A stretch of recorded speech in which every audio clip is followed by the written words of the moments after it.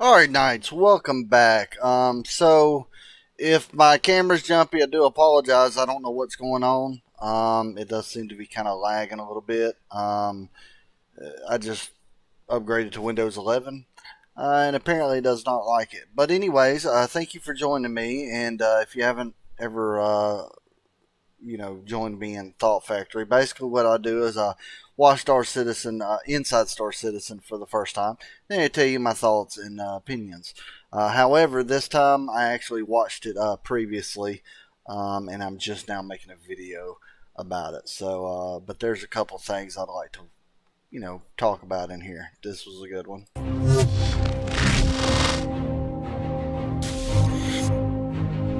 We're here, it's cold, it might start raining, and this is an all sprint report episode, so let's get to it. Last sprint report, we showed some of the earliest work the AI team was doing to make the landings of AI pilots more realistic and natural, and less, direct and unvaried. So let's check in again this week on more of their continued, still work in progress.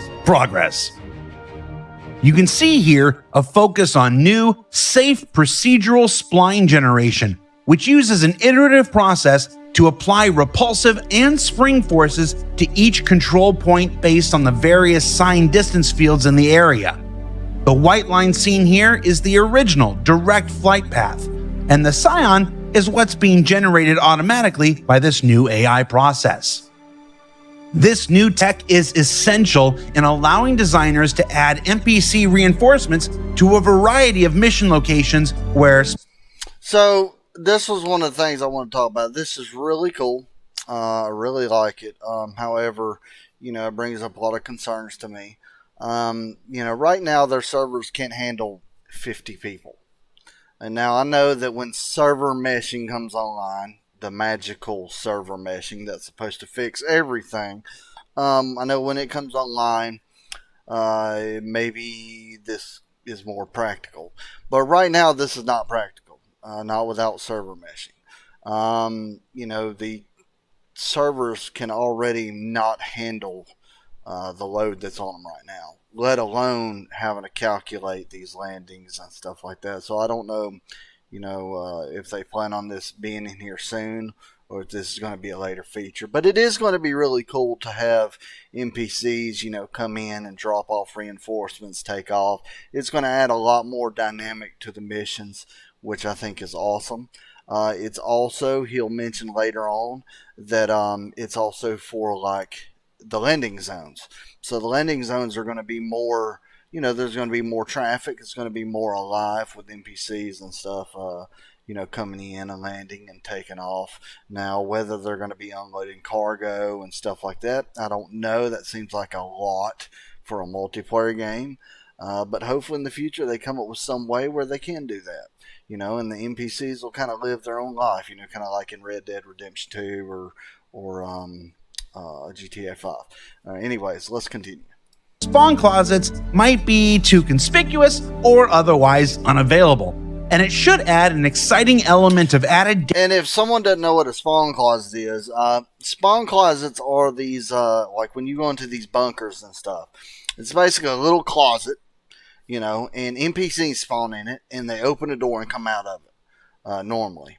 A lot of times it bugs, and, they don't even come out of it, and then... the missions, you can't complete it. But anyways, that's what a spawn closet is. Danger and variation to missions throughout the persistent universe, enabling new mission types and alternate outcomes to existing ones when player action or inaction can cause a good situation to go bad or an already intense one to get even worse. I mean, this is cool. This is really cool. Really, really cool. Like I said, it's always going to be, to me, when I play games like this, I want to feel like the world is built around me. Or, not built around me, but I want to feel like the world is not built for me. Like the world is living, breathing. No matter what I do, there's just going to be some things that are going to be out of my control. It's just like NPCs coming and going or whatever. a living, breathing world. And I hope they are able to hit that on the mark. I really do. And beyond just AI reinforcements to the situation, these kinds of NPC landings and takeoffs are an exciting step forward in building a more immersive universe with ship traffic coming and going from the various landing zones, points of entry. And you saw the little dust cloud. That's another thing. I'm hoping they work on that more, because you would think with these big old ships coming in that these thrusters would have to be, pumping out some thrust. So when I want a ship coming in, I want dust being blown everywhere. I want dirt, everywhere. I want to feel that power from those engines. I want to see more of that. Space stations, and beyond. It's been on the wish list for a while, and it's exciting to me to see this tech beginning to realize its full potential. I do want to go back because I'm seeing this line, and come on, go back. For a while, and it's exciting to me to see this tech beginning to. So see this line right here. I don't know what that is. Is that like a sun ray? I mean, what is that? Are those like sun rays, coming from the sun? If you know what that is in the comments, let me know. It looks like it could be sun rays. But anyways, that's kind of cool. Realize its full potential. And in additional AI immersion news, work is also being done to randomize non-hero NPC movement speeds, which you can see here. Just another way the team is working to create a believable environment of characters in Squadron 42 and the persistent universe. And a lot of people will complain about things like this. They'll sit there and say, why are they doing this? Why are they making... To me, it's the small things that make a game. Yes, should they be working on this right now? I don't think so. I mean, to be honest, I think they should kind of put these smaller side things that they could bring in later to the side and get a better game out. Get a more playable, a more stable, a more interactive game, and start working on this small stuff right here. But, then you got the people that come back and sit there and say, well, it's not like, this team, they're just working on this. They could be working on multiple things, and that's true. But, to me, this would be something that could be put to the side. It's not, in my opinion, it shouldn't be a priority. But, I do think that it should come into a game. I think that this shows the amount of detail they're going into, where they're even changing, the pace that people walk or random NPCs walk. Also, you got to think it could affect gameplay as well. So, like if you hire NPCs for your ship, and this might be a long one, sorry. If you hire NPCs for your ships, and you're paying little for them, you might get the slow one right here in the middle. This one guy right here that's barely made it to the end. That might be what you're paying for, But anyways, that one in the middle looks based on me. You might get Jared. We've also got an update on AI collision avoidance really tech cool. We showed before, making AI even more polite by now being able to detect conversations going on between players and characters and avoid passing between them. Again, that's one of them small things that, I think they could put to the side. I mean, and get a more playable, more stable experience out. This, in my opinion, could be something they could work on later. But, maybe they figured they'd work on it now and then work out the bugs later or something. I don't know. But this is really cool. I do like this. I think it's really cool. Which is nice. And then there's this new AI interaction that doesn't really need to be explained, does it? So young. That's really cool. He's eating from the box. It looks like he's eating chewing gum on chopsticks over and over and over again. But I mean, that's something that's pretty cool, and I'm pretty sure they'll flesh that out a little bit. But it's pretty cool. So wow. Switching over to PU characters for a bit, the team continues to concept out additional looks for their Frontier clothing line, pushing for greater variety while still maintaining a recognizable theme throughout. These paper doll displays were made with a focus on utility and a read for survival out in the wilderness. And you can see here variants for more extreme environments with these potential cold weather options. We also have this look at some non-hero assets being explored for minor NPCs and the like, with the addition of overalls, vests, and something I think we could use a little bit more of in the persistent universe and in real life in general, ponchos. Yeah, let's roll with some more ponchos. Of course, this is your regular reminder that concepts are an exploration of ideas. And so basically saying that everything we just saw there is not guaranteed to make it in, which is sad. It saddens me because I like variety. And, again, I think it should be, if they did decide to put all those in, they could, put it in later on, add a few and then put them in later on. But I think that, in my opinion, I think they should add all of them. Don't just pick one or two of them, add them all. That way you got a whole variety to choose from, But, that's just my opinion. Showing them is not an acknowledgement or commitment that any of these will arrive in game. We create these to discover the things that we like and don't like. Also, Ian is really good at FPS combat. That doesn't really apply to anything, he just wants more folks to know. Members of the Planet Content and EU Sandbox teams recently started a sprint exploring new cave archetypes and entrances beyond the rocky ones. Archetypes? Archetypes. Is that really a thing? Is that really a word? Archetypes?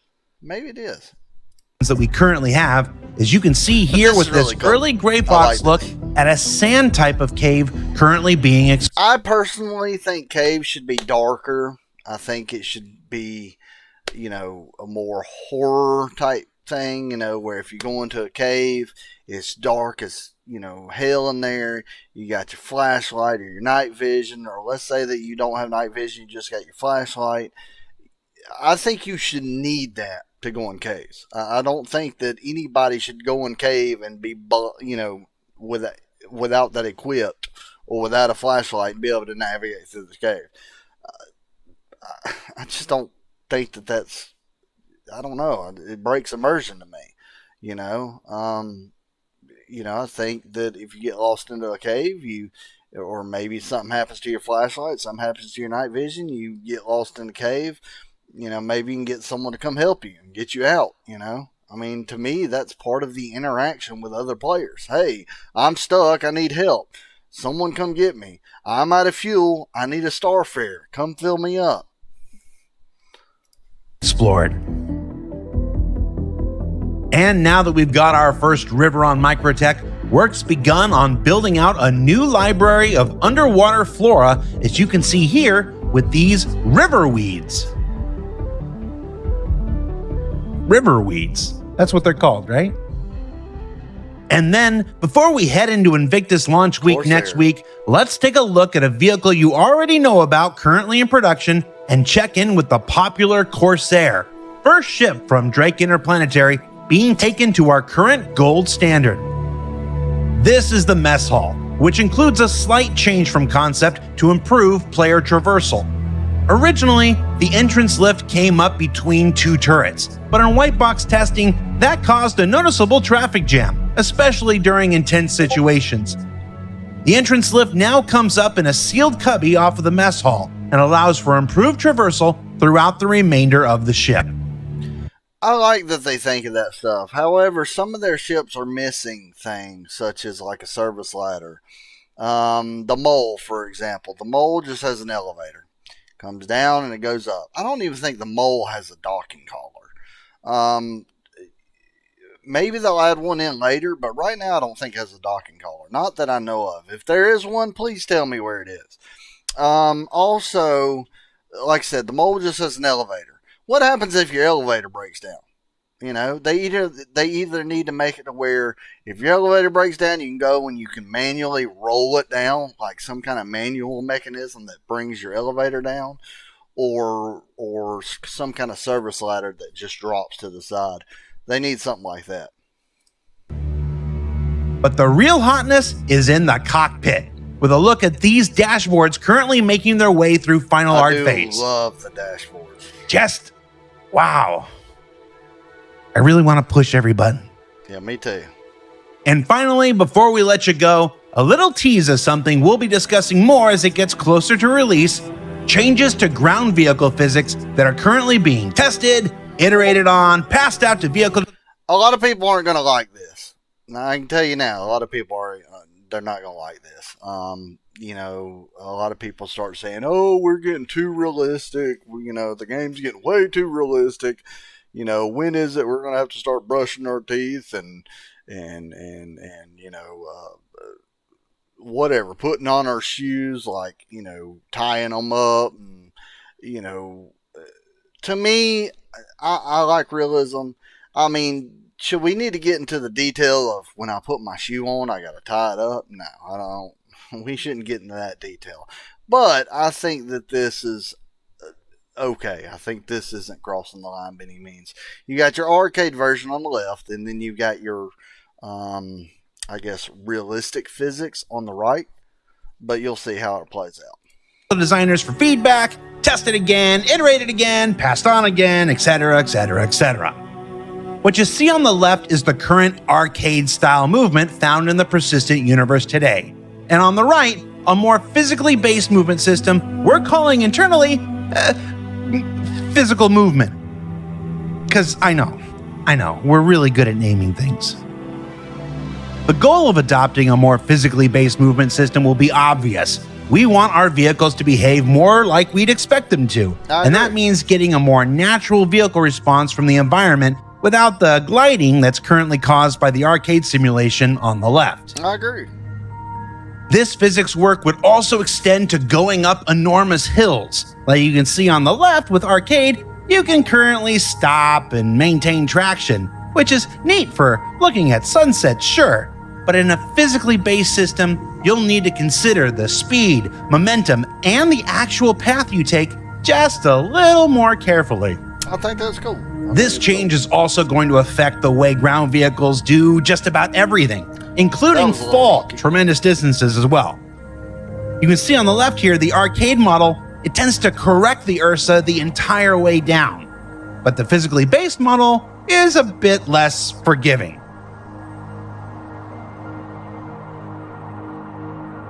Also, you can see they've been testing a lot.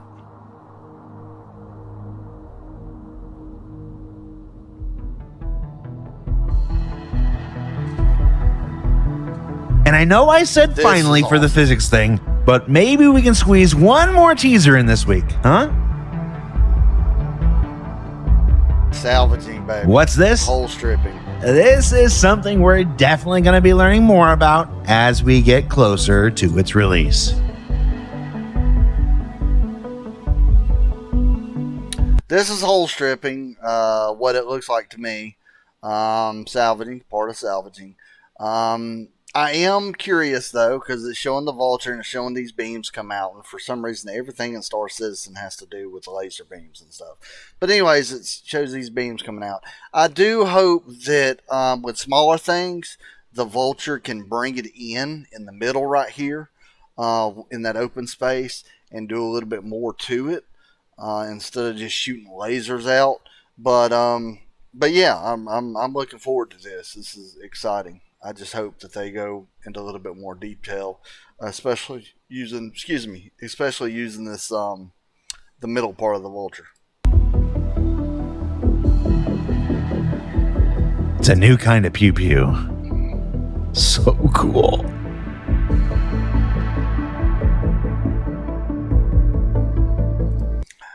This still makes me question, though. Let's say that your ship, you know, you've been in combat, your ship's disabled.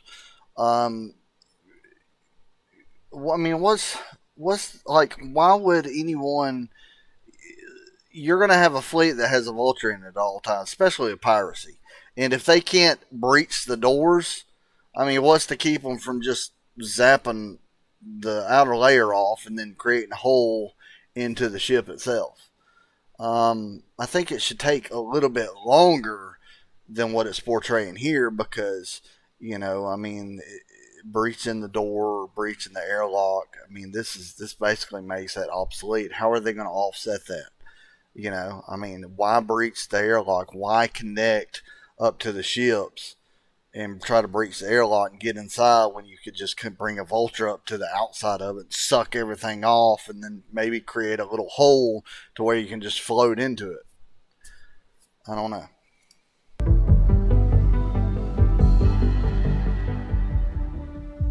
So what did we learn this week?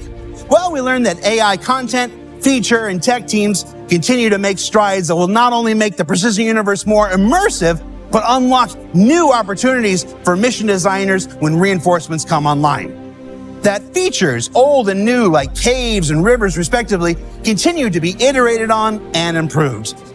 And say what you will about Drake, their dashboards are just so tactile. Now, don't forget that Invictus Launch Week begins next week, and over the next 2 weeks, we'll be right back here learning more about all the new vehicles making their debut at this year's event. For Inside Star Citizen, I'm Jared Huckabee. This is the new Manchester office still under construction, and we'll see you all here next week. See you later, Jared. Thank you for that. That was a good Inside Star Citizen. Thank you. All right, guys. Well, thank you for joining me. I hope that like I said, if you want to discuss any of my opinions or whatnot, we do have a Discord. You can join that Discord and hop in there and talk Star Citizen or anything else. But you guys have a good one. Stay safe, Knights.